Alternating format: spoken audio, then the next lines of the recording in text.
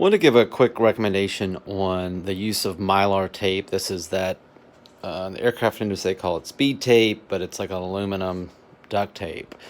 But one of the things that I found it very useful for is when you have a bowl and want to put epoxy, and not thick epoxy, but like super thin, super runny epoxy, like a penetrating epoxy for like hairline cracks, which I've got one right here.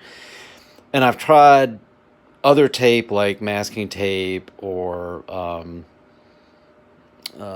even packing tape, and it really isn't that effective at holding back the epoxy and sort of keeping it from running all over the bowl. But this mylar tape is great because you can form it up and in essence make a little dam so that you can put the epoxy in and sort of keep it where you want it to go on a bowl, which is fantastic.